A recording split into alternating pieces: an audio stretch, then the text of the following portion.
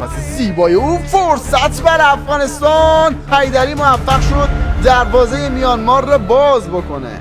تیم ملی فوتسال افغانستان برای دومین بار به صورت متوالی به جام ملت‌های آسیا صعود کرد. این نشان دهنده اتحاد و پشتکار تیم ملی فوتسال افغانستان و همچنان مسئولان این نهاد است. این بازی‌ها که می‌بینید خب از نشان از قدرت افغانستان میده در آسیا و جهان. خب ما بازی اول خب با تمام خستگی که رسیدیم خب نتیجه قابل قبولی گرفتیم، 10-1 بردیم، ولی اگر خسته نمی‌بودیم او بازی نتیجهش خیلی بهتر می‌شد. همینطور که دیدید این بازی 8-0 بردیم، با کلین شیت بردیم.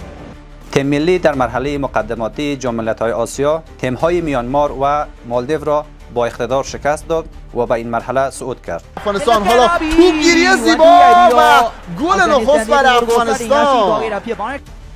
پس زیبایی او فرصت بر افغانستان. حیدری موفق شد دروازه میانمار را باز بکنه. مجید مرتضایی سرمربی تیم ملی فوتسال افغانستان را یکی از قدرت‌های فوتسال آسیا دانست. او صعود افغانستان به مرحله نهایی جام ملت‌های آسیا را به افغانستان تبریک گفت و بیان کرد که این صعود برای افغانستان یک مسئله عادی است، زیرا هدف نهایی افغانستان قهرمانی در این رقابت‌ها است. واقعیتشو بگم دیگه از تیم نمی‌ترسیم. یعنی ما دقیقاً مسابقه با تیم ملی ایران، تیم ملی مراکش، تیم برزیل، تیم آرژانتین، تیم پرتغال رو برای این در حقیقت پشت سر گذاشتیم که اون سقفی که احتمالاً وجود داره برای بازیکنان ما برداشته بشه.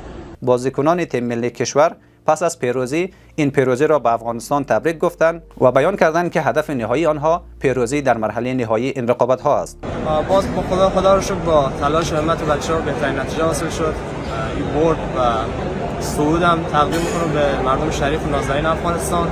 جام ملت‌های فوتسال آسیا به میزبانی کشور اندونزیا از 27 جنوری تا 7 فوریه با حضور 16 تیم برگزار می شود. در این مرحله تیم‌های قدرتمند مثل ایران، ژاپن، تایلند نیز حضور دارند. به نظر شما افغانستان تا کجای این مرحله پیش خواهد رفت؟